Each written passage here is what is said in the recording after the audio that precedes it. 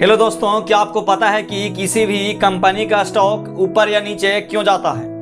आपने डिमांड और सप्लाई के बारे में सुना होगा, लेकिन आज तक आपको डिमांड और सप्लाई अच्छे से समझ नहीं आया होगा।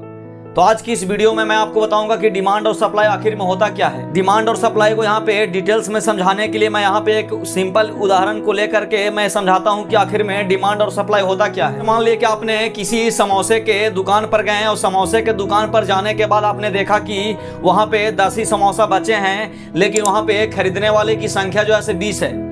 तो ऐसी परिस्थिति में क्या होगा कि दुकानदार जो है से समोसे के रेट को बढ़ा सकता है, क्योंकि यहाँ पे क्या हो रहा है कि यानी सप्लाई जो है से कम है। सप्लाई का मतलब है कि समोसा जो है से यहाँ पे 10 है, लेकिन खरीदने वाले की संख्या यहाँ पे 20 है। यानी कहने का मतलब है कि प्रोडक्ट का जो है सप्लाई कम है, लेकिन यहाँ पे जो है से डिमांड क्या है, ज़्यादा है। तो ऐसी परिस्थिति में क्या होगा कि दुकानदार जो है से 20 रुपये वाले समोसे को बढ़ा करके 30 रुपये कर सकता है।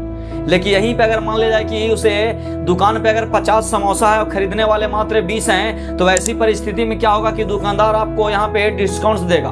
वो बोलेगा कि 20 रुपये की समोसा जो है आप 10 रुपये में ले लें। यानी कहने का मतलब है कि यहाँ पे सप्लाई जो है ज़्यादा है, यानी प्रोडक्ट जो है ज़्यादा मात्रा में है और खरीदने वाले जो है कम है। यही हाल जो है स्टॉक मार्केट में होता है। जब क्या होता है कि किसी भी स्टॉक की खरीदने वालों की संख्या यानी ज़्यादा होता है, यानी डिमांड अगर मान लीजिए ज़्यादा होता है तो यहाँ पे प्राइस क्या होता है, बढ़ता है। लेकिन यही अगर मान ली कि सप्लाई ज़्यादा होता है और खरीदने वाले की संख्या कम, यानी डिमांड कम होता है और सप्लाई ज़्यादा होता है, तो ऐसी परिस्थिति में क्या होता है कि स्टॉक जो है नीचे गिरता है। यही डिमांड और सप्लाई के माध्यम से किसी भी कंपनी का स्टॉक का वैल्यू जो है ऊपर बढ़ता है या फिर नीचे गिरता है। तो ऐसी फाइनेंशियल टॉपिक के लिए आप हमें फॉलो अवश्य करें। मिलते हैं किसी नेक्स्ट वीडियो में, तब तक के लिए धन्यवाद।